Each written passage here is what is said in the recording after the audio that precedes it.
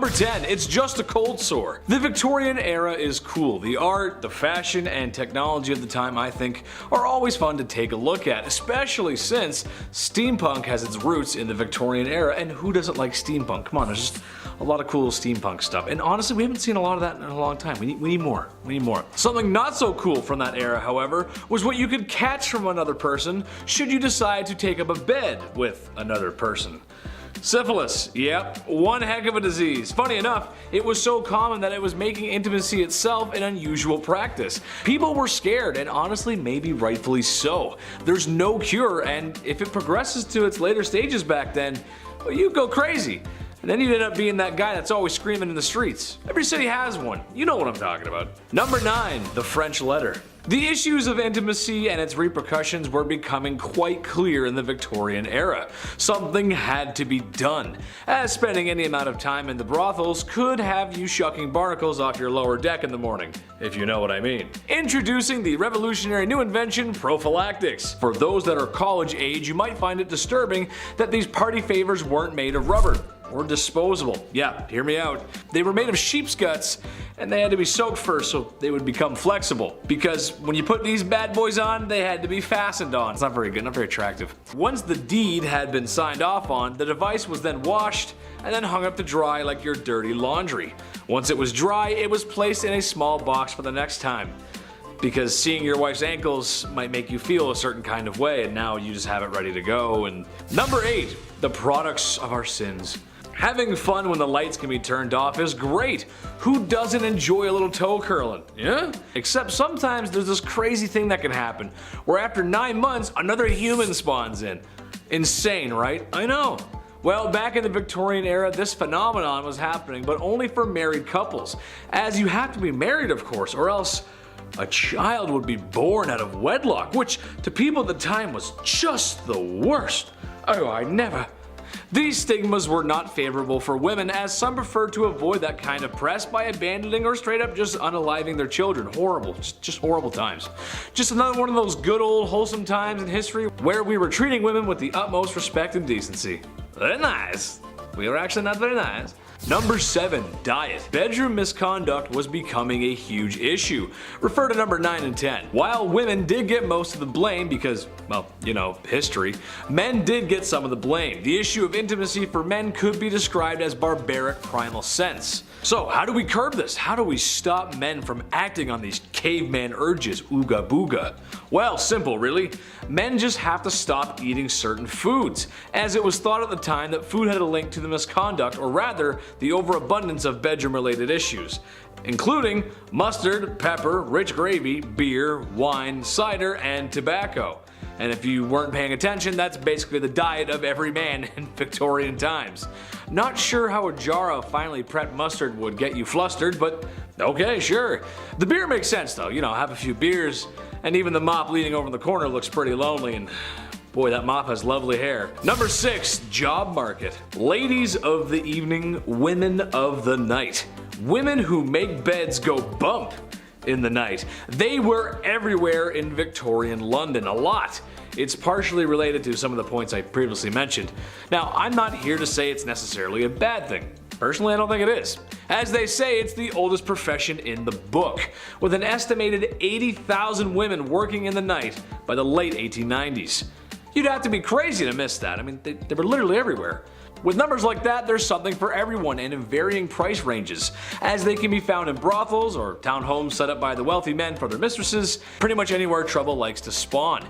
Even some artists took advantage of this by living with the gorgeous girls of the evening, as going behind closed doors with one was debatable, but becoming friends? Now that's a social transgression.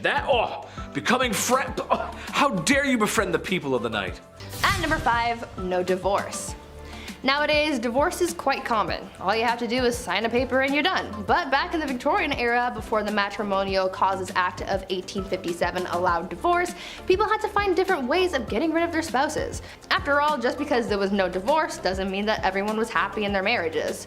It turns out that in order to solve their problems and get rid of their spouse, people would just sell their wives, either in public or in private sales. Most of the time, a man would take his wife to the town square and just sell her off to a new man. According According to some records, some women had the power to veto a sale, and sometimes it was for cash. Though I think the cheapest that a wife was ever sold for was a pint of beer. This wasn't necessarily bad for the woman, because if she was sold to someone else, things could sometimes work out and she could live a better life with a better spouse. And if she didn't, then she would just get sold again and get to try her luck with a new man. At number 4, food additives. These days, people are becoming more and more concerned with artificial additives in their food.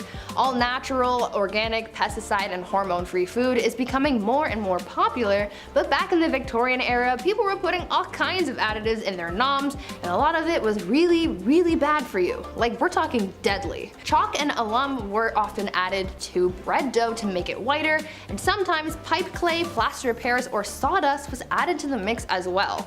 Red lead was sometimes added to cheese, lead was added to cider, mustard, wine, sugars, and candies. Copper sulfates were used in preserving fruits, jams, and wine. Mercury was used in candies, and even ice cream was made using a water and chalk mixture. All of these unsafe ingredients are actually what prompted the food safety industry, because no matter what's going on, you shouldn't be eating lead, chalk, and mercury. At number 3, corpse medicine. Now earlier I mentioned the whole grave robber industry and how that really took off during the Victorian era, but now let's talk about how they used corpses in their medicine. Back then, some people believed that consuming certain parts of the human body could cure their ailments. I know. Gross, right? One of the more popular medicines back then was a mixture made with human skull and chocolate, and it was believed to cure apoplexy. Back in the Victorian era, medical texts were published describing what parts of the human body could be used to treat specific ailments. One text described mixing the skull of a young woman with treacle to treat epilepsy. Another text says that you could treat paralysis with a candle made of human fat.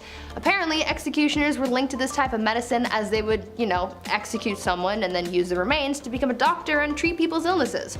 Imagine Grey's Anatomy, but with Victorian medicine. Sounds like an interesting thing to watch, but also probably not to experience.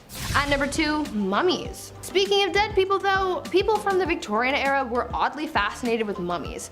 I mean, I can understand the fascination to a certain extent because they're old and cool, but of course, these people just had to be extra weird and take that obsession with mummies to heights that they didn't need to be. People used ground up mummies to make paint.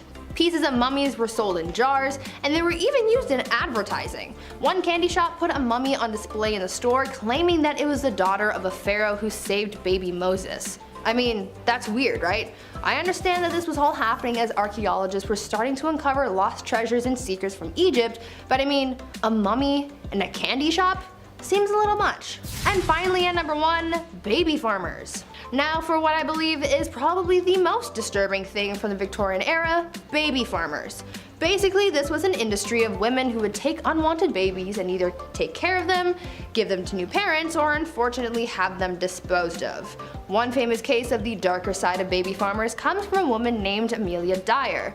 She was known to have charged women a lot of money to take their babies off their hands, but unfortunately the children wouldn't survive Amelia's care. It is believed that Amelia was responsible for the passings of hundreds of babies, making her one of the biggest monsters of the Victorian era. Now before we wrap things up for today, I want you guys to leave a comment down below telling me if you would ever want to take a trip back in time to visit the Victorian era, and if so, what's one thing that you wish you could see? Leave me your thoughts down in the comments. At number 10, death photography. Has anyone out there looked at really old photos and had that eerie thought that everyone in that photo is dead now? I have. I know it sounds kind of weird, but it's just something that comes to mind sometimes. Back in the Victorian era though, they really had that thought because death photography became a trend at the time. Back then, people were dropping like flies. They dealt with a lot of illnesses like measles, scarlet fever, diphtheria, rubella, typhus, and cholera. Death was all around them, but with the rise of photography, this became a new way of keeping a memento of their loved one who passed away. Before this, they would keep locks of hair and other items from their loved ones, but once they got access to cameras, families started posing with their dead relatives. Literally. Families would often keep the bodies of their dead loved one in the house for days after their passing in order to have that mourning period, but soon they started staging photo shoots with the remains of their relatives, posing them and dressing them up to make it look like they're still alive. Family members would take pictures with the deceased to have one last family portrait before burying their loved one. It's kind of heartwarming in a way, but also really creepy. At number 9, emigration. During the Victorian era, there was unfortunately a lot of orphan children living in the streets of London. It became a pretty big problem because of the sheer amount of young people without homes or families. It was estimated that around 30,000 children were living on the streets in London in 1869. Soon a program was put into place to try and solve this issue, and people started rounding up these orphan kids and shipping them off elsewhere to work in some of the British colonies. Many of the kids who were shipped off ended up working as farmhands or as domestic servants. Though many children were shipped off to places like New Zealand and Australia, the majority of them went to Canada. About 80,000 of them actually. They were sent away with hopes that they would be able to live better lives, but unfortunately for many of those kids, they didn't end up having any better luck in compared to when they lived on the streets. This practice ended up becoming pretty controversial, as you can imagine. Before we carry on talking about the strange things that happened in the Victorian era, why not take a moment to leave a like on this video if you're enjoying it so far, and while you're at it, consider subscribing to the channel to see more videos like this one. At number 8, mental health. Back in the Victorian era, the study of the human brain and psyche was still relatively new, so no one really knew what was going on up in people's noggins. Mental asylums started to pop up, and people started getting diagnosed with mental problems even if the diagnosis wasn't accurate. The 3 labels that a patient could fall under were the manic, the melancholic, and those with dementia. The symptoms for those big 3 labels often varied, and people were admitted to asylums for some pretty messed up reasons. There was a list of common causes for mental illness that people referred to back then, and it included things like, quote, laziness, novel reading, superstition, an immoral life, and intemperance, as well as the act of self-pleasuring. For women, they could also be sent to asylums for some pretty ridiculous reasons, like imaginary female trouble, hysteria, rumor of husband murder, and even fits of desertion of husband. I am so glad things have changed since then. At number 7, grave robber. When you think of jobs back in the Victorian era, you might think of things like chimney sweeps and lawyers. But another relatively popular, though questionable profession was being a grave robber. Yes, people actually made a living off robbing graves. As people studied medicine, they needed cadavers to practice on, but there was a law saying that only the bodies of those who had been executed for a crime could be used as a cadaver, and since the laws changed to include less and less crimes having death penalties, soon people started running out of cadavers to practice on, and this gave way to the boom in the grave robbing industry. People could make a pretty penny for snatching bodies from cemeteries and selling them to medical professionals and students. Fresher bodies went for more money, and the grave robbers not only made money off the sale of the cadaver, but they also charged a fee, so they ended up with a little extra cash in their pockets. Eventually, the grave robbing business became such a big problem that cemeteries started installing watchtowers and guards to prevent people from getting away with the dead. At number 6, beauty. I've talked about this before in some past videos, but the Victorian era was famous for its strange beauty practices, so I just had to include it on this list. You're probably familiar with the makeup from the Victorian era. Women often painted their faces white to look as pale as possible, but even though they believed it made them look beautiful, it also did a lot of harm to their health. The white face paint that women would use was lead based, and as we all by now, lead makes you dead. But this white lead paint isn't the only thing that harmed people's skin. Women would also wash their faces with ammonia to make their skin look paler. At night, women would rub opium on their faces, and if they were really dedicated to their beauty regime, they would also ingest arsenic. They were literally poisoning themselves in the name of beauty. Women would also use mercury on their eyebrows and eyelashes, and would use lemon juice or belladonna in their eyes, which could cause blindness in some people. Once again, I'm glad things have changed. Number 5, Jolly Lad. When people think about certain magazines that depict lewd imagery, you probably only think of Playboy. The bunny imagery was good marketing, honestly, just smart. But what if I told you the Hefmeister wasn't the first to publish such a magazine, or imagery? Back in the Victorian era, there was some saucy imagery being produced. The government had outlawed such indecency, but this only made the lewd picture industry move underground, where naturally it flourished, especially in major cities. And if you knew where to go and how to ask for one, you could purchase something from the hidden menu. Kind of like when you go to McDonald's. Yeah, there's a hidden menu there too. Google it and see for yourself. I'd repeat what my favorite one is, but I would be in trouble from the YouTube gods. And I've been treading on thin ice this whole video, so Number 4, the first counterculture. The 1960s were a very important time for many different people. Black Americans were fighting for their rights, music went from holding hands to strawberry fields, if you know what I'm saying, and everything that your parents told you just kind of felt wrong. If you grew up then, you know what I mean. I know people like to make fun of hippies, but there was some good ideas there. Well, in 1890s England, they were sort of having the same thing happen. Obviously not as strong as a push as it was in the 60s, but still. Basically, after all the oppression towards bedroom relations, people began to open up. Not literally, just open up thinking wise. That's really gross, don't repeat that. There's only one way we all got here. Unless you're a test tube baby, of course. In that case, thank you for watching CT133576-2. To some historians, this makes sense. When you push and push for things to happen or ban, eventually people will push back, especially if it's something like bedroom time. Everybody likes a little bit of bedroom time. Valentine's Day wasn't too long ago. Remember that? It was good. It was fun. It was good fun. Number 3, Jack the Ripper. While the man's numbers don't compare to any of the other horrible people in history, he's unusual because of his brutality and the fact that he was never caught.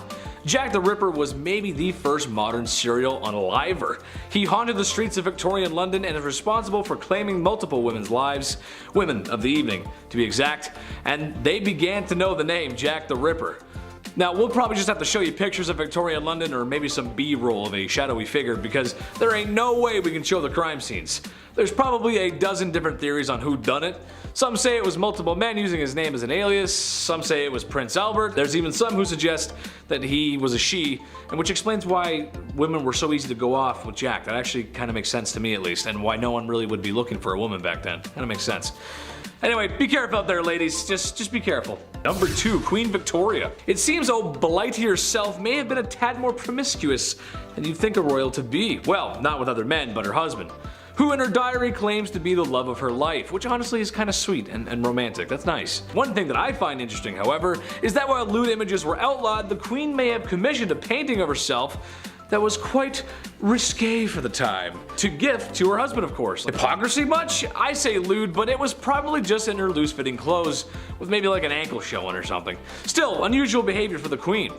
I'll remember that for next time, Blight. I'll remember that. Number 1, Prince Albert. If you've ever stepped foot into a tattoo parlor, then you might know where I'm going with this. Prince Albert, the husband of Queen Victoria, had some controversy circulating his name. One, because he shares a name with another Prince Albert who was speculated to be Jack the Ripper, but also because of a very unique piercing. Go ahead and take a guess where that piercing is.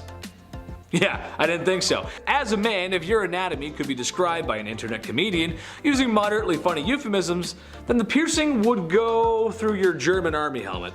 That makes sense, right? The horror. The absolute horror. It's rumored that he had one of these piercings. Did he? I'm not sure. But if it means anything to you, Nicholas II had a tattoo, so it's not completely out of the realm of possibility. Number 10, knocker upper. Alright, sounds a little different than its actual purpose. Hear me out. Alarm clocks, they're not great, right? They suck, no doubt about it. Now take the alarm clock and assign that job to a real life person. What does that look like? What does that sound like, rather? At 6 a.m. That person is called a knocker upper. A person employed solely to wake up workers at mills and factories on those early morning shifts. Now, going from house to house using a long pole to knock on bedroom windows, that sounds like the best job ever, right? I can't close the list with this one. This is number 10, for sure. It's kind of fun. If you had this job, well, you're probably not alive anymore. I don't know, unless you live in a weird town. The people at the time were a lot friendlier back then than they are now, so, you know, I'm sure the knocker-upper came around today.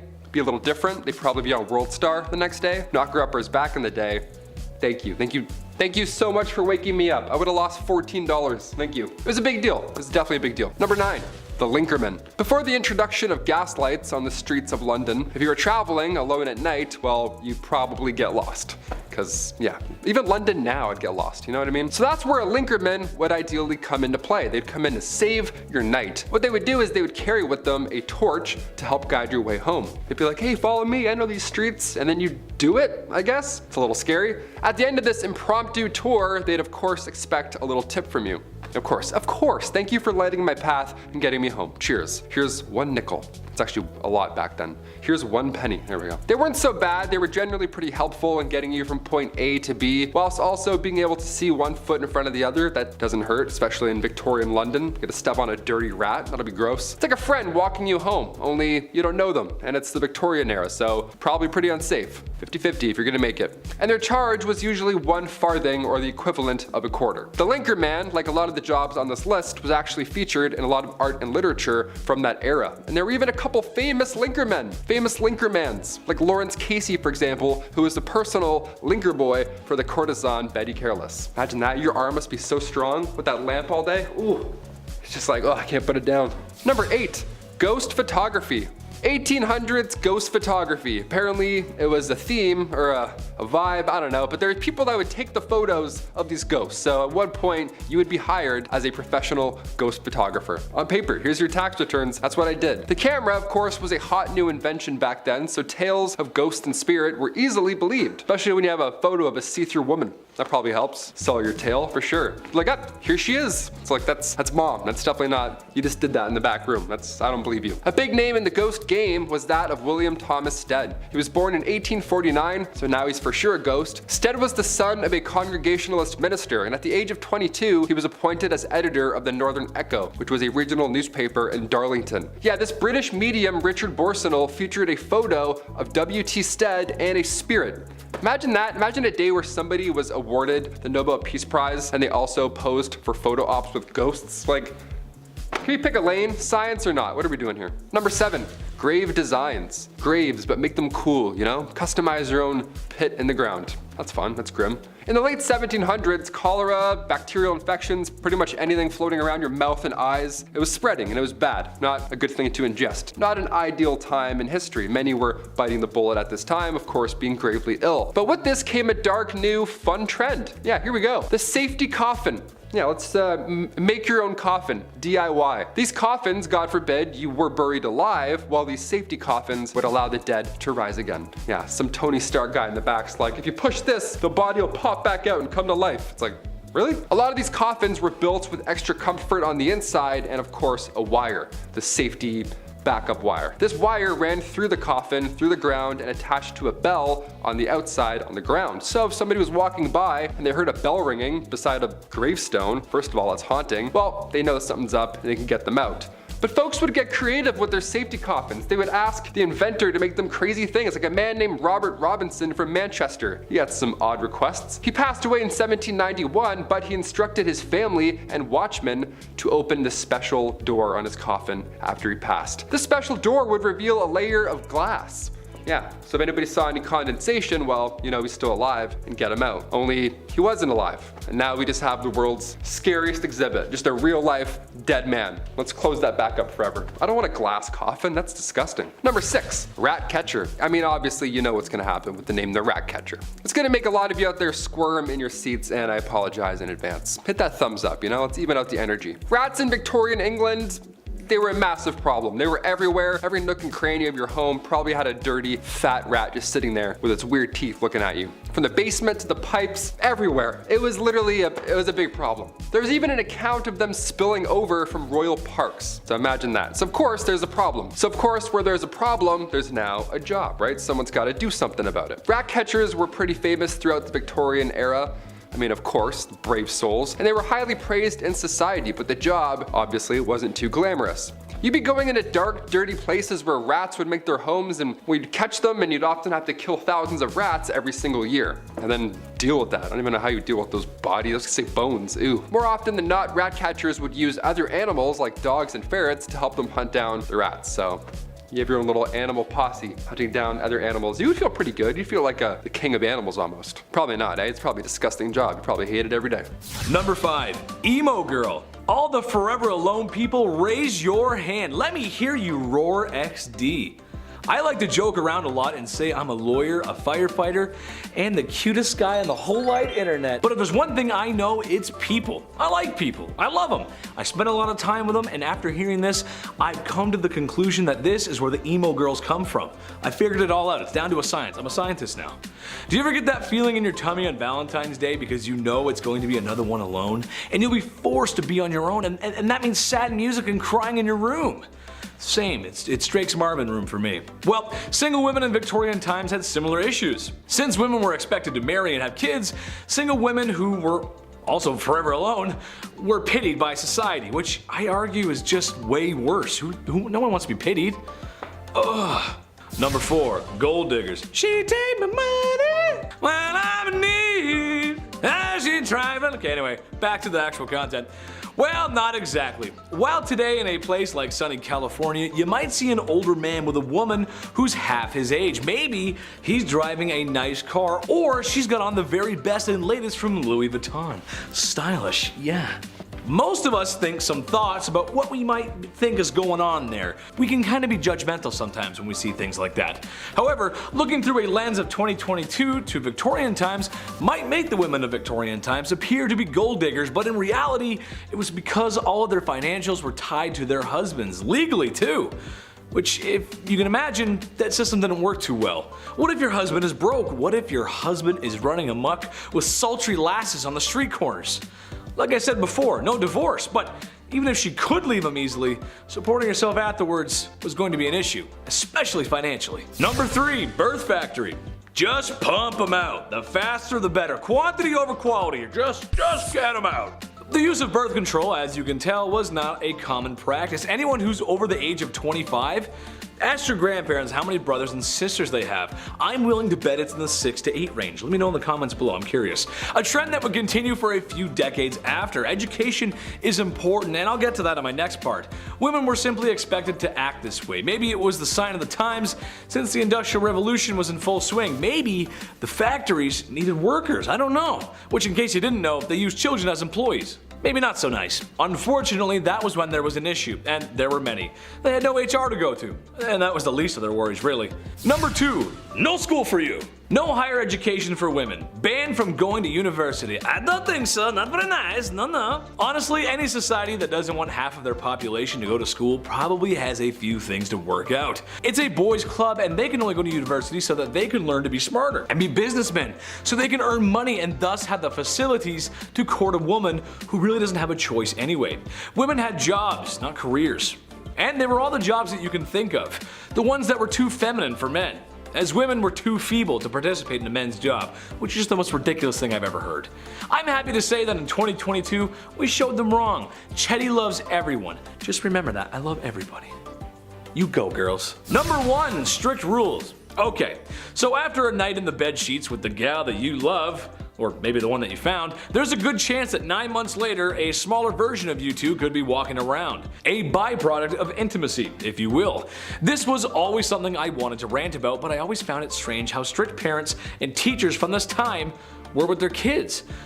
You gotta brush your hair, bed made, and whatever you do, don't ask for more gruel. Please, sir, could I have some more? Whatever that Charles Dickens book was, I think it was Oliver Twist. They made us read those books as kids, and I don't know why, because they're kind of boring. From the extreme military code ethics happening at home to the long days in a factory at work, being a kid was tough, man. Earning the punk rock blues of today. I'm just a kid and my life is a nightmare. Number 10, Boy Jones. What's more intimate than a stalker? Am I right, ladies? If there's one thing women have loved throughout history, it's having every second of their privacy being watched by some creepy man, right? No. I can only imagine it's been worse since the dawn of smartphones and social media. That must be horrible. Well, as it turns out, there were some real creepwads in the Victorian era too. The Boy Jones was a stalker of Queen Victoria who on multiple occasions snuck his way into Buckingham Palace, one time escaping with a pair of the Queen's underwear. What? Arrested multiple times but still somehow found his way back to the palace. But what they should have done was swap the Queen's underwear for a pair of mine after a shift in the garden center I used to work at. Oh yeah, nobody's coming for you after sniffing those bad boys. Oh! Number 9, graceful words. This was a time when ladies were supposed to be ladies, and that means manners are on the table and elbows are off. Dresses were worn to not show ankles, God forbid an ankle or wrist bust out. I think more importantly, however, or rather unusual that is that women were expected to talk a certain way. Good evening, Mr. Burrows. You must excuse my tardiness. There was a dreadful man screaming at me because my ankles were shown whilst mounting my carriage. Your what was showing, love? Oh, you hurdle! I can't believe it. Excuse me. I must be someone else. I don't need to tell you guys how ridiculous that is. I say fly out the handle, ladies. Wear what you want, do what you want. Number 8, shots. Not the kind I like. Well, I don't know about you guys, but nothing ruins the mood for me and my lady like being fired upon. Yikes. I'd like to stay the night, kid, but the automatic gunfire coming from outside is starting to get to me. See? All gangster impressions aside, things must have been that way for poor Queen Victoria as she was shot in her carriage in 1840. A young man fired 2 shots at her carriage. More attacks would actually follow in the coming years. It's kind of hard to feel that certain kind of way after bullets go grazing past your pretty face. The worst thing that ever happened to my generation was making sure nobody was home when you were studying with your boyfriend. I was too busy playing Call of Duty, but at least I never got actually shot at. You know what I mean? That's just a good thing. Number 7, expectations. Alright, this one goes out to all the married ladies in the audience. Hello, how are you? I'm doing great, thanks for asking. I'm curious as to why you got married and what your expectations were. Did you marry your high school sweetheart and live happily ever after? Maybe you had a shotgun wedding and after one night at the saloon. Maybe you just really wanted to find a nice man and settle down, start a family, be a mother. I think any of those options are great, so as long as you have options. In Victorian England, you were expected to do the latter. Women were expected to get married and have kids, and that's about it really. My question is, why were ankles and wrists an issue but giving birth isn't? What I mean is it's kind of a compromising position to be in. All I'm asking is that the girls get treated fairly and given choices and be allowed to show some ankle. It doesn't make any sense. You can look at her business down there, but you can't show an ankle? That doesn't make any sense. I'm a magician. Number 6, double standard. Divorce sucks. It's no fun. The person you once loved and cherished is now the villain in your story. I love McDonald's and I don't ever want them to be the villain in my story. I love you guys. Gotta get those Happy Meals. Divorce is something that isn't new. Honestly, it was probably invented the second after marriage was. In Victorian times, men had the right to divorce their wife if they had committed adultery. Women could not. Well, if you refer to my last part, you know that men were doing more than a little window shopping when it came to women.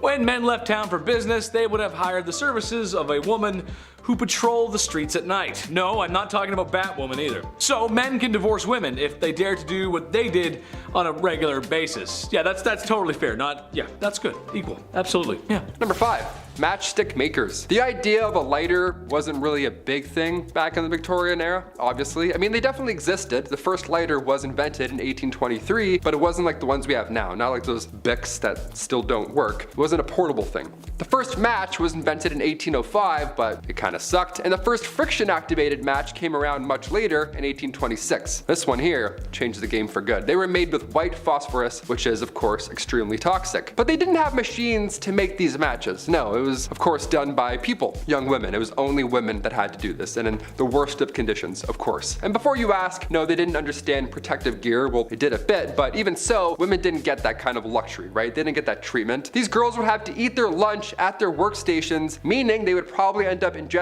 said white phosphorus the entire shift. History is horrible. Number 4, resurrectionalist. Alright, back in the day, medical schools who wished to study the human body only really had access to the bodies of criminals who had hit the end of their line, right? You're not gonna go dig up someone's wife and be like, hey, mind if I study her? He's like, no, please. There actually weren't too many of these bodies around to begin with, which led to a good price for bodies that were in, well, reasonably good condition to, study up close, other than being, deceased and disgusting. This wasn't exactly the greatest idea, sure, I'll admit that. Now you've probably created an opportunity for people with no morals or empathy to go and dig up fresh graves. And that's exactly what happened. People would become their own resurrectionalist. It's a cool name for a god-awful profession, if you want to call it that. The problem was so bad that people had to protect, they had to guard the graves of their recently deceased loved ones, or else these guys would come in and try and dig them up and sell your nana for like 20 bucks. You have to stay there for 4 nights and guard her. That's crazy. No one should have to do that. The Victorian era sucked. No one should have to do that. or this next one here. Number 3, train engine cleaner. Yeah, this one's gonna suck. It sounds yucky already. For this job, you were required to get into, of course, pretty tough positions to,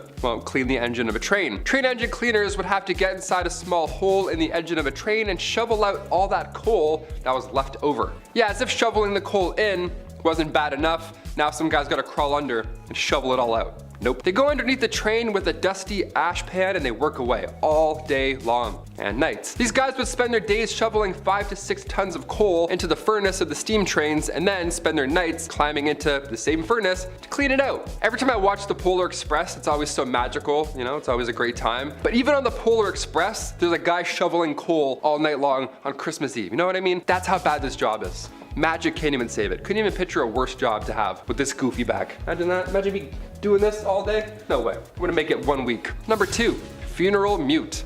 Ah yes, death. Happened quite a lot back then. I thought being a pallbearer had a lot of pressure, you know, don't drop them, all that kind of stuff. Victorian London saw many funeral mutes. Now Oliver Twist, one of the lousy jobs in that tale, was that of a funeral mute. Oliver Twist is like, this one sucks. Well, it really sucks. Mutes were required to dress, of course, in all black with a sash while carrying a long cloth covered stick, and your job would be to, well, to stand and mourn and not say a thing the entire time. You'd have to stand at the door of the recently deceased home and just welcome death. Just embrace it. You have to be death. The mascot for death is now you. Horrible. In Victorian London too, you're gonna breathe in a fresh rotting body. Nice, that's good. I have about 4 days left, thank you. And after that point, you would lead the coffin all the way to the graveyard. Nice and slow, like you were leading a marching band. Only it's not music, it's death behind you. And finally, number 1, a chimney sweep. I remember doing this when I was a kid. Okay, I got some questions now. I'm gonna make some phone calls after this list. I had to do this when I was a kid, but back then it was a lot worse. It wasn't a chore, it was an actual job. This was a terrible job to have in Victorian London, obviously. Chimney sweeps were famously young men, guys. I can't say anything else here, but they were young lads. That's it. History is pretty horrible, right? You could fill it in. 1840 was a good year, all things considered, because a law was passed that made it officially illegal for anyone under the age of 21 to climb in and clean a chimney. Nice. I was 18 cleaning my chimney at home. I had no idea. I could have busted out this law and been like, actually, 3 more years, Dad. See ya. Just moonwalk out of there. I'm not cleaning anything. Just the kitchen for now. I'm not using that tiny little brush. Why do all chimney sweeps have a tiny brush? Give them a bigger brush, you know? Number 10, Queen Victoria. It's so bloody herself, Her Royal Majesty and Queen of the British Empire. Queen Victoria. She's responsible for a lot of things, including a nice long holiday in the summer where dads get to be irresponsible with fireworks. Nice. All fun jokes aside, she was the queen of the monarch and she wasn't the worst queen ever, but during her reign, the British Empire had never really been stronger, as it took part in absorbing many smaller nations into the empire. And they didn't ask nicely, if you catch my drift. India, China, and a lot of parts of Africa. Africa had a rough time back then. It was pretty hard for that continent. They all felt the wrath of the Queen's expansionist fist. It's really sad, actually. Goddamn. Number 9, thieves. Times, specifically in Victorian London, weren't the best. It most certainly wasn't the cleanliest place on earth, and there were orphans asking for more porridge. I don't know. I didn't read the book, guys. Sorry. Lack of rights, social expectations and pressure, and a lot of double standards. Honestly, it just wasn't an easy time for women. Well, it shouldn't really come as a surprise, but thievery and pickpocketing were often done even by women though. I mean, what choice do you have at that point? The idea of ladies was so ladylike or elegant that it wasn't possible, or at least people thought it wasn't possible, that they could be criminals. What a backhanded compliment. What, a woman a criminal? I certainly don't think so, sir. It's not possible. It's very possible. There are tons of thieves and pickpockets. That's just ridiculous. Number 8, Jane Toppin. Take a trip with me to Boston. We can see Bunker Hill, Old North Church, and Faneuil Hall. Ooh, cool. We could also visit a very nice nurse from the 1880s who was taking care of the elderly. Jolly Jane, as she became to be known, was a nurse who took care of the elderly. And by take care, I mean the same way you took care of your first hamster. Yeah, not so great, was it? Now, how did he know that? I know. She would dose up the old geezers with a healthy Keith Richards-sized dose of morphine. Yeah! There's only so much rock stars that can handle that level of rock and roll. And guys, grandma and grandpa, they're not one of them. They can't handle that kind of stuff. After that, she would lay down with them and just like chill with the body, cause that's what you do. Ugh. Before she was caught, there was an estimated 31 grandmas and grandpas not at the dinner table after having her as a nurse. I'm just gonna lay down right beside you. It's gonna be great. Just gonna lay down. Number 7, Typhoid Mary. My mom wasn't the best cook on planet Earth, but God willing she tried. You know, she really put in a lot of work. Excuse the meme here, but she makes a mean spaghetti though. God, I love mom's spaghetti. I really do. And her cookies. Oh, she makes the best cookies. Everyone should agree with me in the comments section so I can show my mom and tell her she hasn't made cookies in a while. Tell my mom to make some cookies. It's time she makes cookies, man. They're so freaking good. They're the best on earth, I swear. Well, my mother is okay. She doesn't make up the Gordon Ramsay standards. But that's okay because no matter how well Typhoid Mary made the lamb sauce, it was always gonna make people green, as Typhoid Mary was an asymptomatic carrier of typhoid fever. Yes, that's what we're talking about, Typhoid Mary. Crazy enough, after she found out that she was asymptomatic with typhoid, she insisted upon cooking. She kept going, which got more people sick. Surprise. She was forcibly quarantined multiple times in her life. You can't make this stuff up. Please stop cooking, you're sick. I'm gonna do what I want, you can't tell me what to do. Number 6, Belle Starr. You know, for those who enjoy adult entertainment, her name kind of sounds like it came from there, right? Anyway, she was a cowgirl and outlaw in the 1880s and in the Lone Star State. She was married to an Indian and oftentimes as a couple would offer help to other outlaws needing refuge at their ranch. In 1883, her and her husband were caught trying to steal a horse. Very RDR of them. And spent time in the old slammer. They continued their outlaw ways until it all went Dutch Vanderlyn, meaning it didn't go very well. One day, like any other good western, a stranger had come to the ranch, kind of out of nowhere, and gave Belle Starr a taste of the law. Just happened to be with a big iron. To this day, nobody knows what happened, who the stranger was, or why she was bang bang. No one knows. No one. It's crazy. There should be a movie about that. Big iron on his hip, all fancy. Anyway. Number 5. A rat catcher. I know this will make a few of you out there squirm in your seats. Rats in Victorian England were a massive problem. They were everywhere. Every nook and cranny of your house, from the basement to the pipes. There was even an account of them spilling over from royal parks. So of course, where there is a problem, there is a job. Rat catchers were pretty famous throughout the Victorian era and were highly praised in society, but the job wasn't too glamorous. You'd be going into the dark, dirty places where rats would make their homes and catching and often killing thousands of rats a year. Often rat catchers would use other animals like dogs and ferrets to help them hunt down the rats too. I don't know though, gonna be me. Number 4, an upright worker. Upright workers, otherwise known as chimney sweeps, actually started off being children as young as the age of 4. The smaller size of the little kiddos was perfect for fitting inside and climbing up and down chimneys. The little suckers would rub their elbows and knees up against the brick of the chimney so much that they would be scraped raw before callousing. Isn't that lovely? No, it's not. It's horrible. Some children were deliberately underfed to keep them small enough to do the job. Some of them would get permanent lung damage from the dust and smut and smoke from the chimney. Some kids even got stuck in the chimneys. Thank the Lord they eventually passed a law that would make it illegal for anyone under the age of 21 to be a chimney sweep. But even then, 'tis not a profession many would like to have. Number 3, matchstick makers. The idea of a lighter wasn't really a big thing in the Victorian era.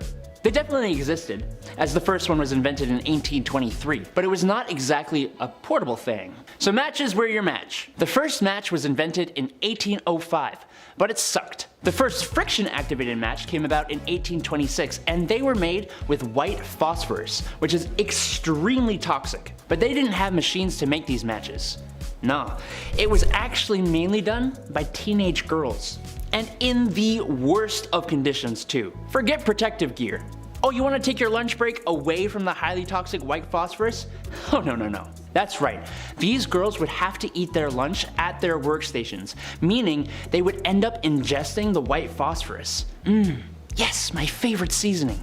Number 2, Resurrectionists. Back in the day, medical schools who wished to study the human body only really had access to the bodies of criminals who had hit the end of the line. There actually weren't too many of these bodies around, which led to a good price for bodies that were in reasonably good condition, other than being deceased. This wasn't exactly the greatest idea, as now you've created an opportunity for people with no morals or empathy to go and dig up fresh graves, becoming resurrectionists. A cool name for an absolutely god-awful profession, if you could call it that. The problem was bad enough that people would actually guard the graves of their recently deceased loved ones. No one should have to do that. Number 1. Night Soil Man.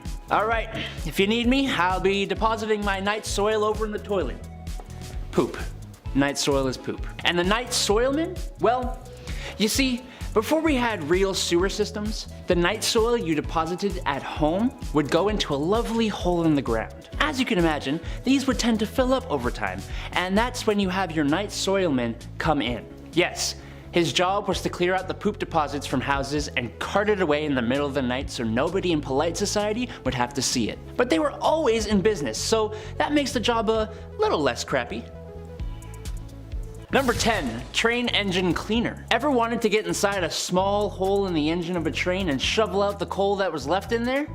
Ever wanted to go underneath a train where you can't fully stand up in the middle of the night and rake out a dusty ash pan, getting all kinds of ash and stuff in your mouth? Perfect! You can go join up with the railroad as a train engine cleaner. These guys would spend their days shoveling 5 to 6 tons of coal into the furnace of the steam trains, and then spend their nights climbing into said furnace, cleaning it out, and then going out in the middle of the freezing cold, wet night into a trench covered in water and oil and dust, and get right up under that sucker and pull out all the ashes and dust and crap that came out of the engine while it had been running all day. Number 9. Linker boy or linker men. Before the introduction of gas lights on the streets of London, the only gaslighting came in the form of small children who made you believe that you wouldn't be able to walk the streets without them tagging along with a torch to help guide your way. Then they'd expect a tip from you.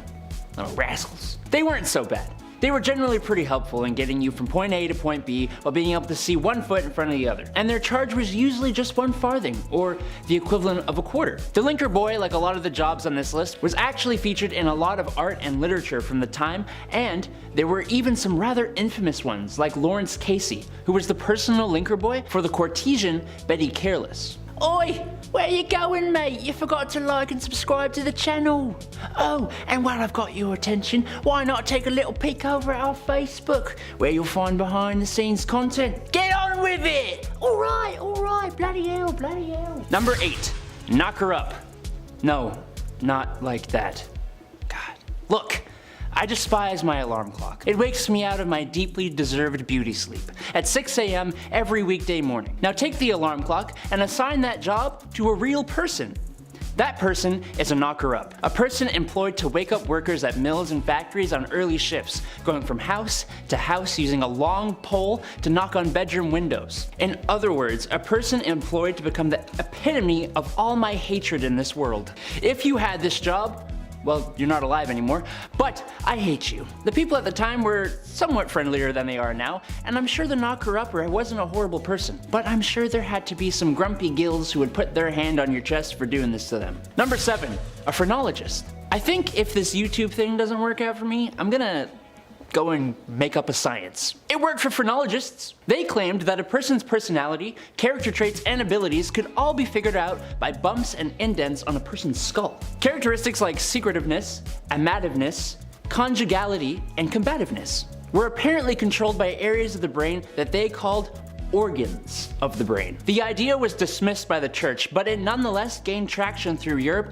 and was really popular in the States. The idea that you could modify these organs through self-control and practice sounded really good to self-help gurus at the time, if only it was real. Number 6, a dog whipper. Looking for someone who absolutely despises dogs and doesn't mind being despised by the rest of us. Otherwise known as a dog whipper. Back in the day, huntsmen would often hunt foxes and nail their tails to church doors, which would attract dogs of the streets. You'd also have churchgoers who would bring their dogs with them to church. These dogs were not allowed in though.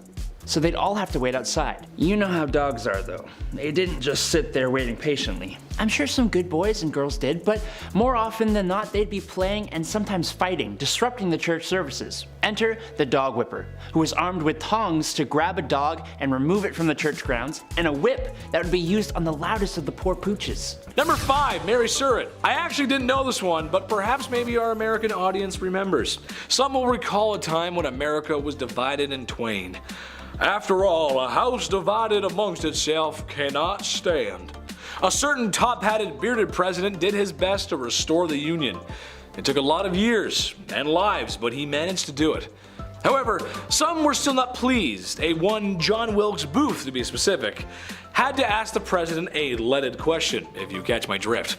Well, after assassinating one of the most beloved presidents in American history, he needed to hide. You gotta hide after that.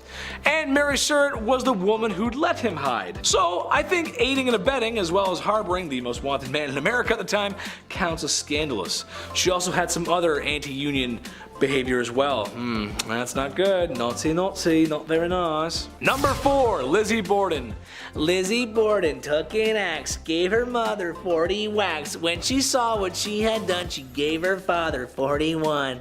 Isn't that nice? Oh boy. Yes, that's right, the late 1800s teenage daughter who maybe perhaps pulled an O.J. Simpson. Nah, we're not sure, I don't know. Maybe she did not sort of brutally unalive her families. No one else was found at the scene, and then she was acquitted.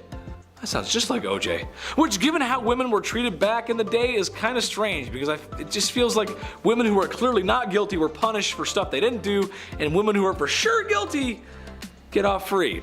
Her alibi was that she was in the barn when it happened, and then she walked to the house and Mom and Dad, what's going on here? Let me just wash off my bloody shorts here. What? Who did that? What? That's crazy. Number 3, Mary Ann Cotton.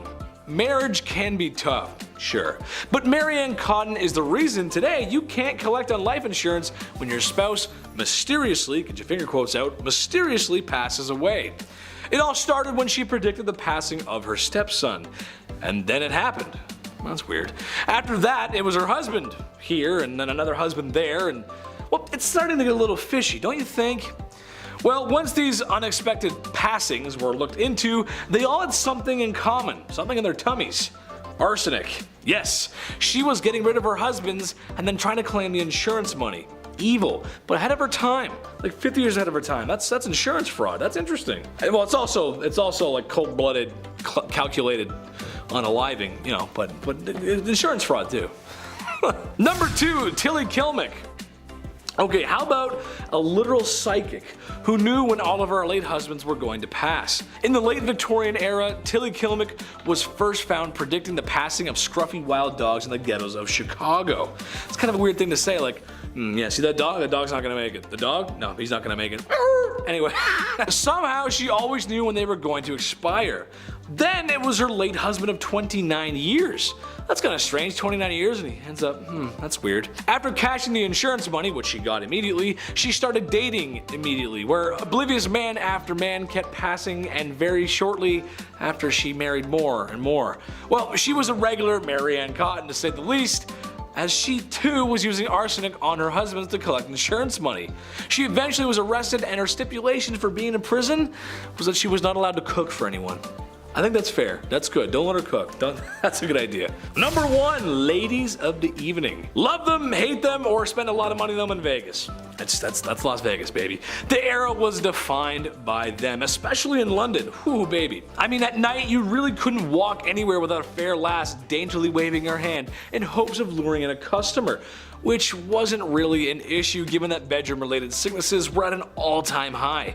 Syphilis specifically had shockingly high percentage of the population and would make you think twice. Well, it would make us think twice, it would make me think twice, but people back then, they kind of just went for it. Right, is something wrong with you, love? I don't care, let's go anyway. Kicking off the list at number 10, dark dining. I don't know about you, but I can't eat in the dark. I need to see every single bite that I'm eating, okay? Call me crazy. Part of me wants to go to a restaurant where you can't see anything, but I know that I won't make it all the way through. I can't do it. I have a thing. I'm not blindly What if it's not cooked? I don't know. Back in the Victorian era, dining in complete darkness wasn't just a date night. It was actually the best way to digest. Or so they thought. That's why many Victorian era homes had their dining rooms set up in their basement. How random is that? Oh, do you guys have poker nights down here? Nah, just brunch. Kill the light. What? How do you like your eggs? Turn off the light. What are we doing? Number 9, Saved by the Bell. I'm sure you've heard about this at some point, but allow me to go into grim detail. In the late 1700s, cholera, bacterial infections, everything bad, you name it, it was all spreading. Not an ideal time to be alive. Many were biting the bullet at this time, of course being gravely ill, but with this came a dark trend. The safety coffin. Yeah, we had the safety dance, now we got the safety coffin. Here we go. These coffins, I mean, God forbid you were buried alive, these safety coffins would allow the dead to rise again and exit said coffin. A lot of these coffins have extra comfort on the inside and, of course, a wire. This wire ran through the coffin, through the ground, and attached to a bell on the outside. So if a passerby heard it, one, that would be so scary, but if they heard it, they would know something's up and they would help them out.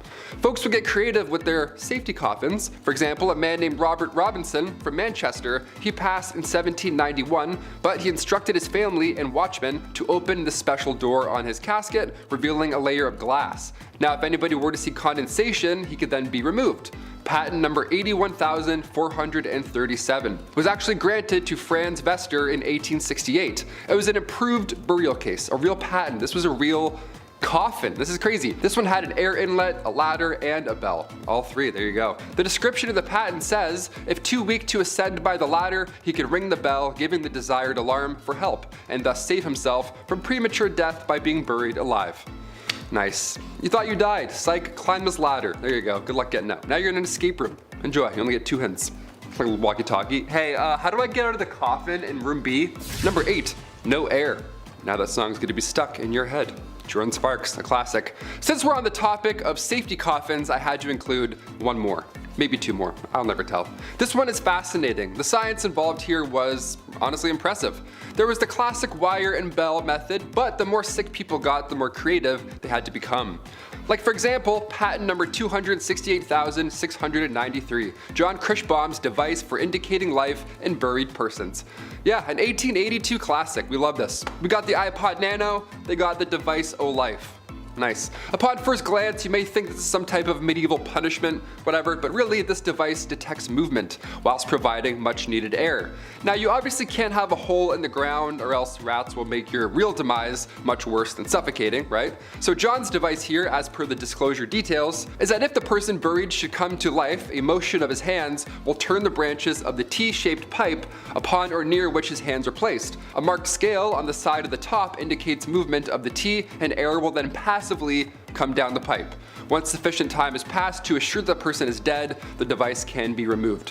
Yeah, imagine waking up with this in your hands. I wouldn't be calm enough to turn it and then breathe in a passive amount of air. No way, there's nothing passive about waking up in a coffin. Number 7, bad hair day. Okay, you want it messed up? Let's do messed up. Hope you're not eating any food right now, especially not eating in the dark. 2 red flags. Okay, the Liverpool Daily Post back in 1869 had readers invested on this fateful day. Right on the cover it read, a 30-year-old passed away in the village of Lincolnshire. Now at the time, that's not far off from average life expectancy in the 1800s. But this case was odd. Everyone wanted to read about this. This case was noteworthy. It was important that folks understood what took this young lady's life. Doctors asked the family if they can carry out a post-mortem, and lo and behold, they found a 2-pound solid chunk of hair sitting in her stomach. 2 pounds. Ugh, that's what happened. That's how she met her fate. That's horrible. This ball of hair caused an ulceration of the stomach and ultimately caused her death. The woman's sister did note that over the last dozen years or so, she had casually been eating her own hair. So at this time I say, if you know anybody eating hair, send them this link. It's not a good idea. Cut that out. Stop doing that. Number 6, the Great Famine. Weird time to talk about a famine after the hair incident, but okay, here we go. Back in 1845, a potato crop that a lot of the Irish population relied on was no longer available. This was huge. This is bad history right here. A group of microorganisms wiped them all out, and in result, around 1 million folks died or had to leave. It was draconian law at this point and British ruling that made the exported food hard to reach people. This famine led to Irish independence and anti-union movements.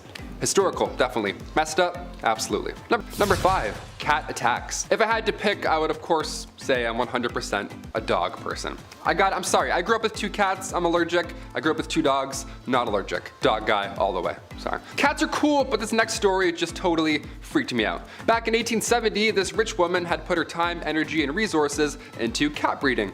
How lovely is that? She had tons of cats, she loved all of them, and they loved her.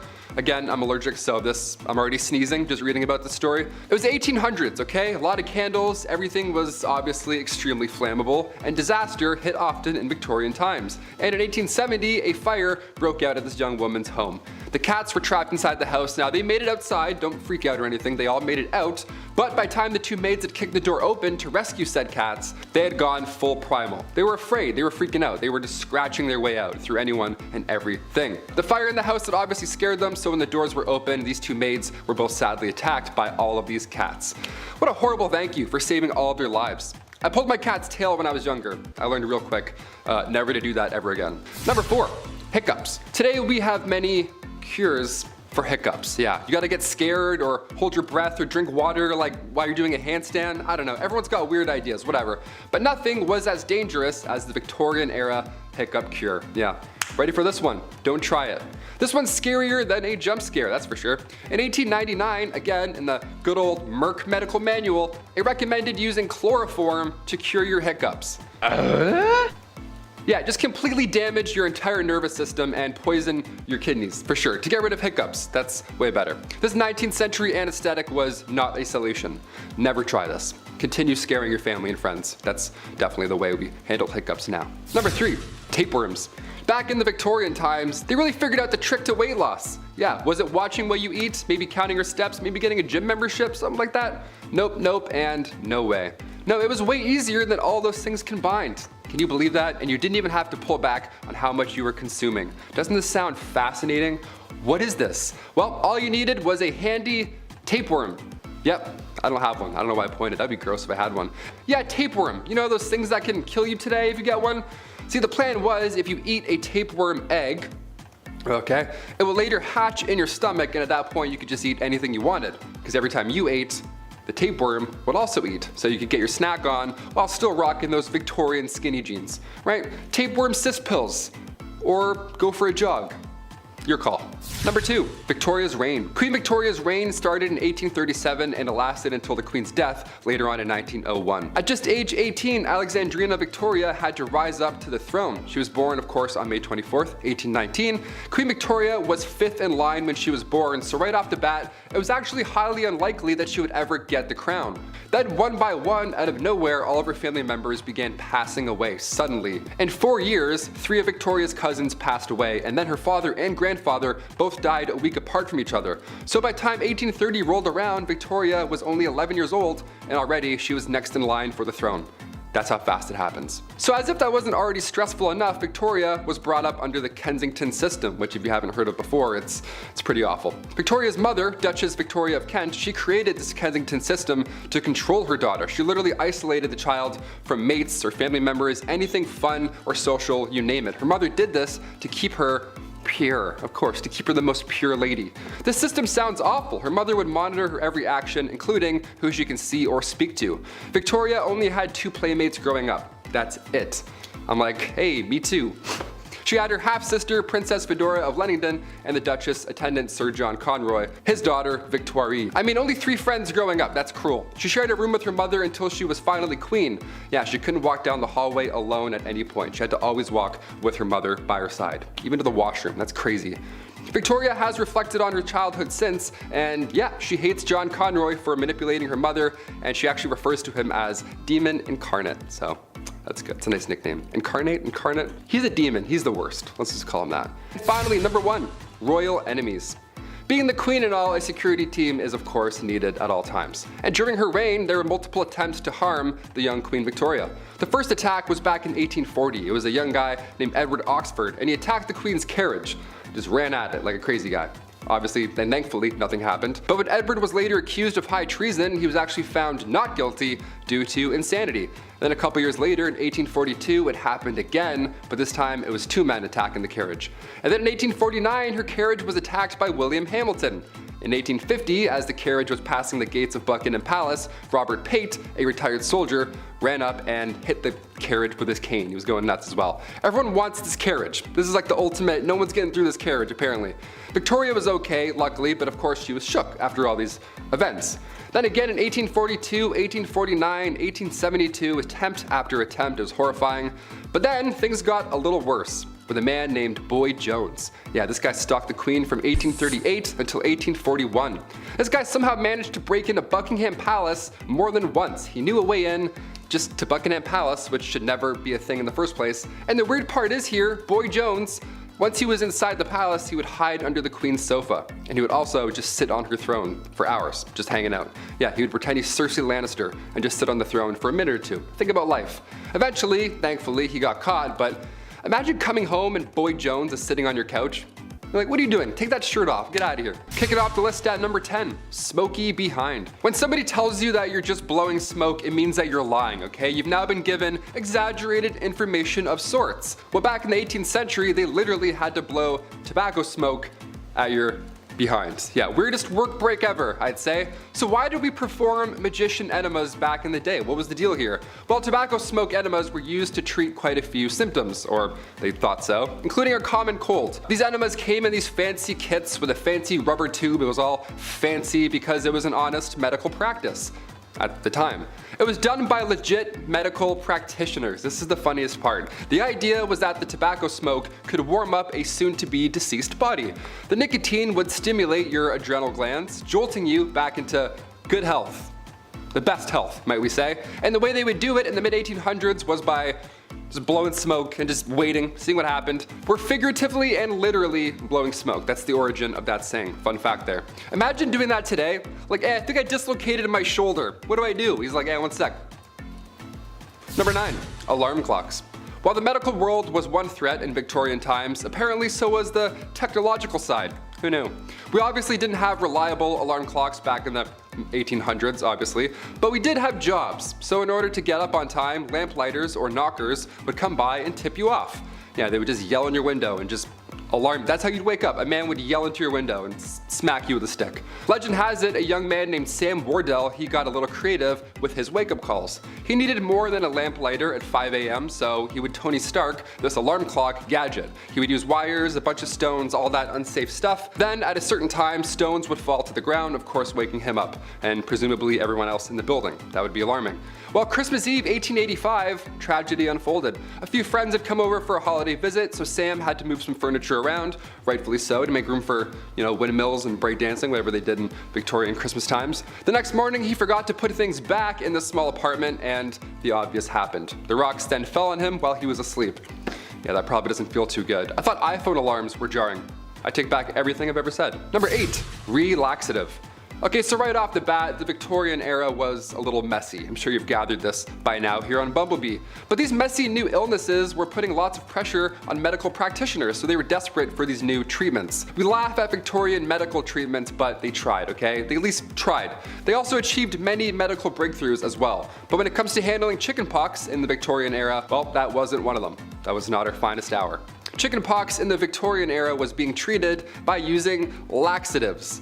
Yeah, let that sink in for a moment. I have chickenpox. What should I do? Well, try some laxatives. Yeah, folks would slam some castor oil and then, ready for this? They would get even more sick. Who would have thought? You thought you were uncomfortable before castor oil. Yeah, chug that, and then now you're even weaker. Now you're dead. Number 7, backed up. Let's say it's the Victorian era and let's say you're constipated, right?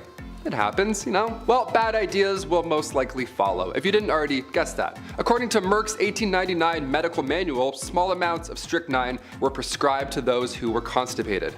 Yeah, the strychnos nux vomica was thought to better the gastric functions. Even a small amount of this stuff would attack your respiratory system. You'd contract, you convulse, it's horrible. It would be a painful way to go out. It's much, much worse than being constipated. Any day. I would much rather be constipated than any type of strychnine. Are you kidding me? Number 6, leeches. I grew up with hearing problems. I've been around the block with earaches, ear infections. I had ear tubes numerous times, all that jazz. So I feel really bad for the folks in this next one, okay? I hear you. Pun intended. In the Victorian era, medical practitioners would say to use leeches for your ear infections. That's the #1 trick they don't want you to know. There it is. Once they're attached to you, the idea was that they can numb pain while at the same time providing proteins and peptides to its host. So on paper, again, the idea made sense, but the science didn't quite follow, did it? It wasn't entirely hopeless though. Recently in 2004, the FDA reintroduced leeches to the medical world, because their bite can break up blood clots and induce blood flow. So it's not entirely hopeless. We talked about leech collectors on this channel before, so of course we have to talk about more of the science that they were hoping to achieve with it, right? Also, I worked at a retirement home when I was 16. I thought that job sucked. Imagine being a leech collector? No way. Number 5, Queen Victoria's name change. Every year on May 24, we set off fireworks, then we have way too many hot dogs. It's the best. We call it Victoria Day, right? It's for sure called Victoria Day, right? Well, back in 1819, Victoria was christened in an almost private ceremony. It was small, obviously. Victoria's uncle only let a few people attend. Like I mentioned in part 1, she had an isolated childhood with the whole Kensington system. That was no way to live. But even the day she was christened, trouble awaited. Her name was Alexandrina Victoria, and at the time, the name Victoria was not regal. It was of French origin, almost an odd name to have at the time, so she was immediately advised to change her name to something more traditional. But as our calendars can definitely confirm, she said, nope, I'm good. Victoria Day. Yeah, it's definitely Victoria Day. Number 4, tattoos. I only have the one tattoo, but I've always wanted more. Just not so good with needles, you know? I got my eyebrow pierced and I fainted. It's a fun fact, that's why I have a little scar there. Not great with needles. Some of the designs are so beautiful on tattoos, the amount of pain you all sit through, I'm impressed, honestly, mad respect. The tattoo craze really took off once Queen Victoria's son, the Prince of Wales, he went and visited Jerusalem. And of course he saw copious amounts of body art and was inspired. Inspired, we'll say, yeah. So upon his return, he was all about ink at this point. And the Prince of Wales, well, if he has a sleeve, well then maybe I can have a sleeve, right? What's going on? It wasn't a sleeve, really. It was a cross. The prince got a tattoo of a cross in homage to the Crusades. So if you're gonna try and convince your parents to let you get a tattoo, just, tell them the Prince of Wales did, right? You're just trying to be a royal. Number 3, Gym Day. Believe it or not, there were around 200 gyms across Europe during Victorian times. Yeah, just like 6 good lives. You're like, what's this about? Even Victorian dudes skipped leg day. How great is that, okay? It's not just you. These gyms weren't bright, they weren't open, they weren't well ventilated, they weren't motivating, and definitely not safe. None of those, definitely not. No, Victorian gyms were reserved for the upper class, obviously. Grab your pocket watch and blazer, Ezekiel. We're doing squats today. These machines also were not ideal. They were designed as antiques first rather than their purpose. Also, half of these look like saw traps. Like, are you kidding me? No way I'd bend my arm around any of these devices. No way. All those wooden wheels? No. I'll stay weak and brittle, thank you. Number 2, ghost photography. Had to look back. I don't like talking about ghosts. As if the reanimated corpses coming back to life while they were ringing a bell wasn't scary enough. Yeah, let's talk about 1800s ghost photography. The camera was a hot new invention at this time, so tales of ghosts and spirits were now easily believed. Yeah, obviously, when you have a photo of a see-through woman, you're like, that's pretty terrifying. A big name in the ghost game was a man named William Thomas Stead. He was born in 1849, and Stead was the son of a Congregationalist minister, and at the age of 22, he was appointed as editor of Northern Echo, which was a regional newspaper in Darlington. So far, so good. This British medium, Richard Borsonol, featured a photo of W.T. Stead and a real spirit. Yeah, imagine that. Imagine a day where somebody being awarded the Nobel Peace Prize also poses for photo ops with ghosts. You're like, do we believe all of this or none of this? What's going on? This is so scary. And finally, number 1, music for eternity. Before we wrap up this wild part 2, I had to include perhaps one of the creepiest patents of all time. Patent numero 9,222,059. Yeah, the number is going a little bit higher. This one got me thinking. I wanted to end this video off on this note. I like this idea. Maybe, I don't know yet. Music for eternity systems. Okay, this patent is not from the 1800s, but rather 2015. I know, it's not Victorian, but when else am I gonna talk about this, really? The idea here is that you could stay connected to your loved one by using a solar-powered digital music player. The best part here is the patent details how surviving family members now have the ability to update, revise, and edit stored audio files and programming after burial. Yeah, next Rihanna album, no problem, I got you. There's a speaker in the casket and there's a headphone jack on the tombstone, so we can listen together. And then we can decide if we hate the album. That's creepy. I wouldn't do this. Would you want this? Sound off below if you'd want, you know, big shiny tunes playing for eternity after you die. I would do the Titanic theme song, just make everyone so sad all the time. Number 10. Albert. Adam, how is Queen Victoria's marriage to Prince Albert bizarre? Well, my little honeybees, not to be a pessimist, but it's bizarre because they actually really did love each other. Be honest, how often do you think it occurred that people of royal or noble birth actually got to marry someone they genuinely loved? On February 10th, 1840, Queen Victoria married Prince Albert of Saxe-Coburg-Gotha, who, interestingly, was her first cousin, and who was actually kind of not the favorite of the British people who saw him as an outsider. As queen, she was the one to propose. Good for you, Queen. Literally. The couple stayed married for 21 years until Albert died of typhoid in 1861, and together, the couple had 9 children. 9. Even after his death, Queen Victoria continued to make ruling decisions based on the principle of what would Albert do? It's such a nice way to start this heinous list. Number 9. Napoleonic Wars. Okay, a little bit of a stretch, but I would argue the Victorian era lasted from about 1814 to 1914. There's no specific date, but it could be classified around this time.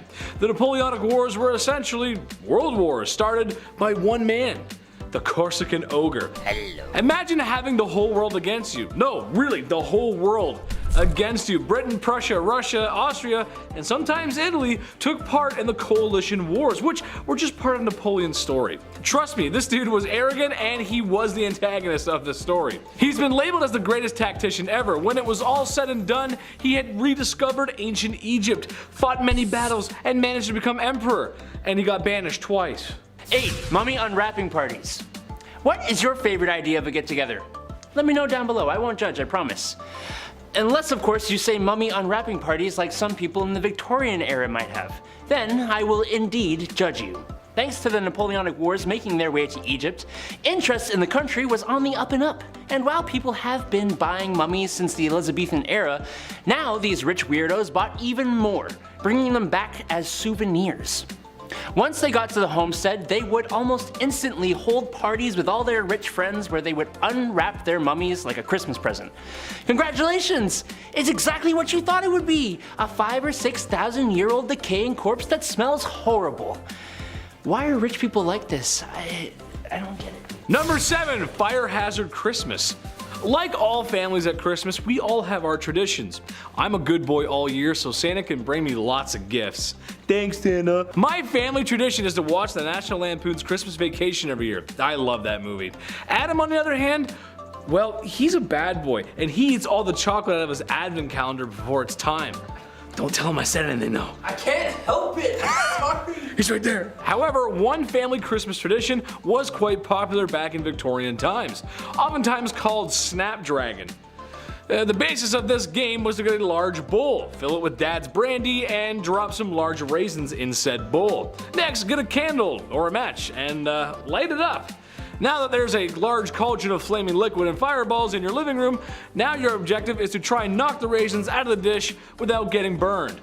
Fun for the whole family, why not? Just be mindful, you know, that the whole house is made of wood and there's no fire alarms and there's no modern firefighting equipment and everyone's wearing long gowns and you get the point. Number 6. Maybe we were apes? November 24th, 1859 marks the day that none other than Charles Darwin published the famous and even infamous On the Origin of Species, presenting his theory of natural selection and questioning the theory of creation. Truly a great day in my opinion. Look, we can talk evolution versus creation in the comment, but there is no denying the evidence presented in On the Origin of Species had people turning heads and questioning everything they thought they knew.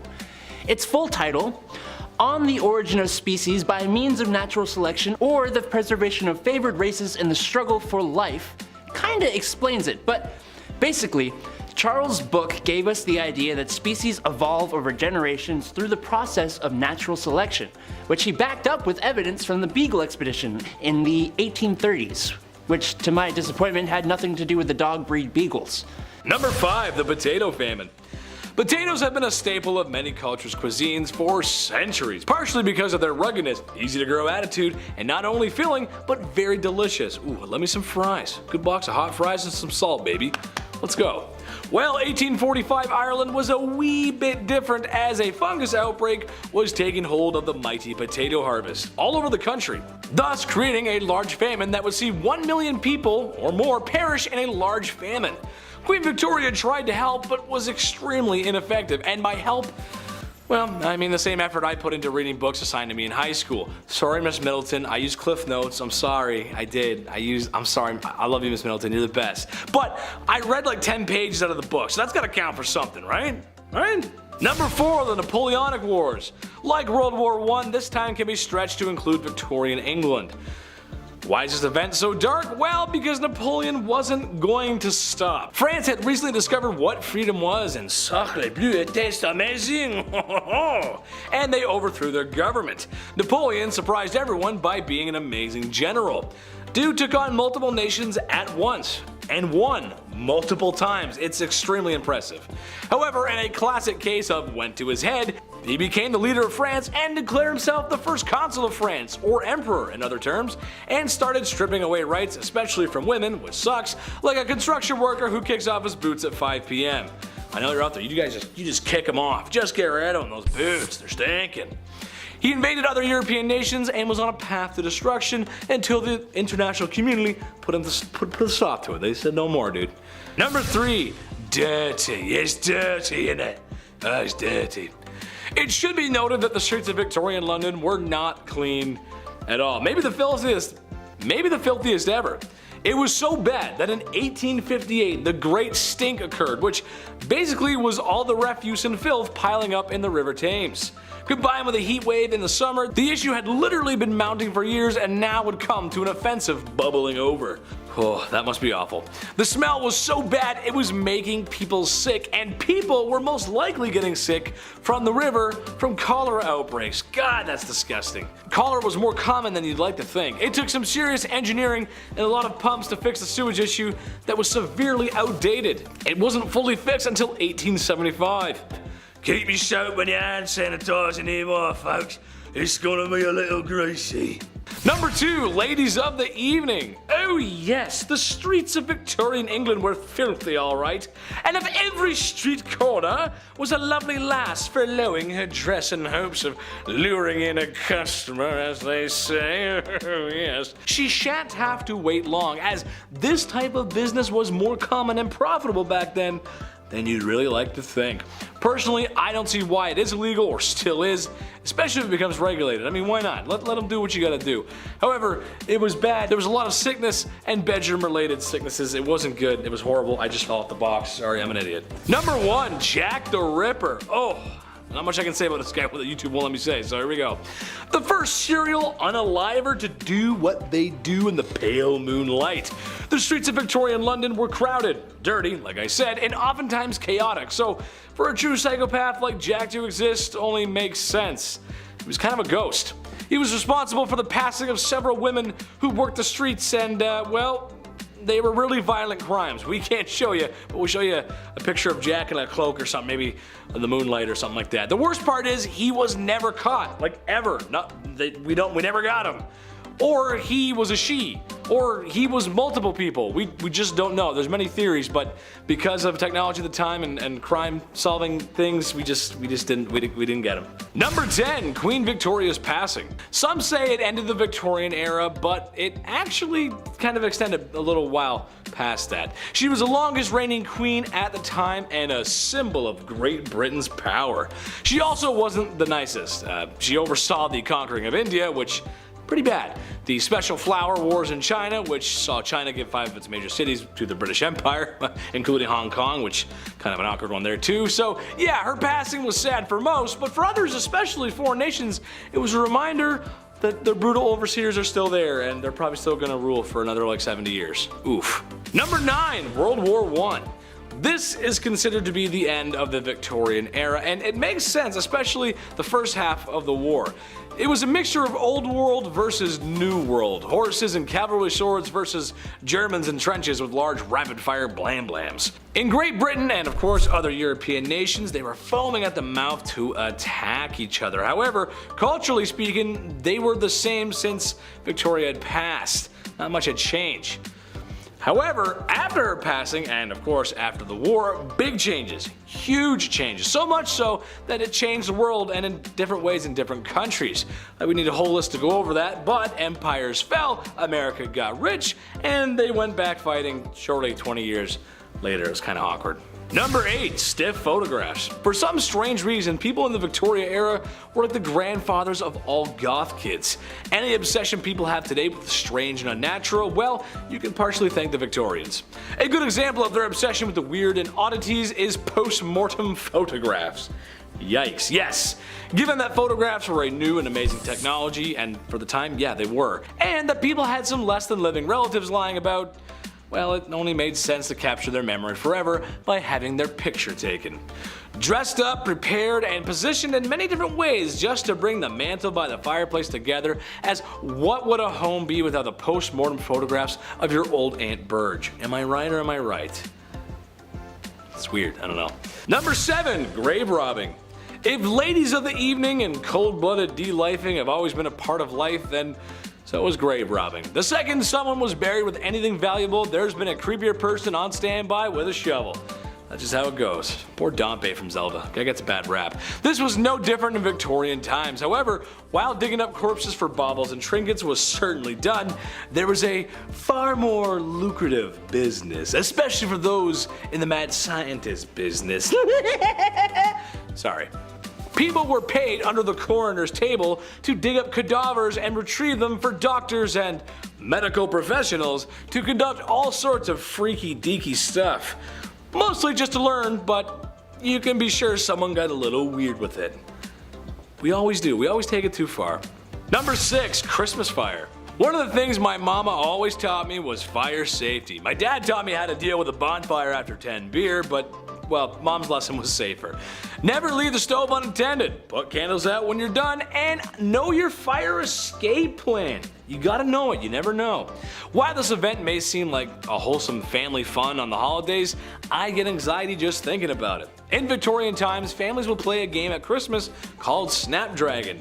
You get a large dish or bowl or cauldron, I guess, large enough for everyone to gather around the table and fill it with a whole bottle of brandy. Then pour in some dates and large raisins. Then ignite said brandy ablaze and try to grab the blue flaming dates without getting burned. Folks, this is a time before modern firefighting techniques, burn medicine, and houses are just really close together. So one good fire could take down a whole block, maybe a city. Not a good idea, don't do this, don't recommend. Look, Mom, I got the flaming raisins. Now the curtains are on fire. Wow! Number 5. The potato famine. The potato, so rugged, so versatile. Think of all the ways you can prepare a potato. Boiled, broiled, baked, mashed, pan-fried, deep-fried, french fries, hash browns, latkes, and sometimes you can put them in soup or stew. Usually pretty cheap and filling. The food of peasants, and I love it. However, during 1845 Ireland, a fungus outbreak was taking hold of potato harvest all over the country, thus creating a large famine that would see over 1 million people perish in a famine.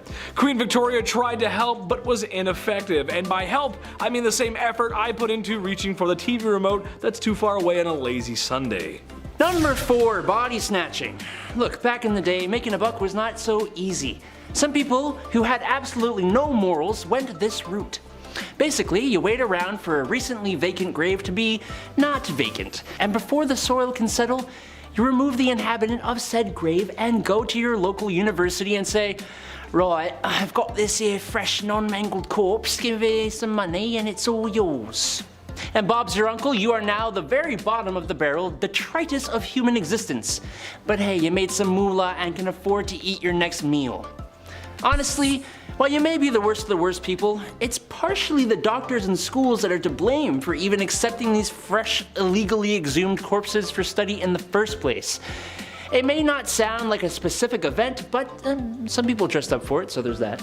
Number 3. The Tube, innit? The London Underground, baby, the world's first subway, which let me tell you, it's kind of annoying living in Canada when you have two very popular franchises that share two common names for a rapid underground train. Metro and Subway, right? It's so annoying. You Google Metro and Subway and then the grocery store comes. I never have that. Okay. Maybe it's a me thing. It's a me thing.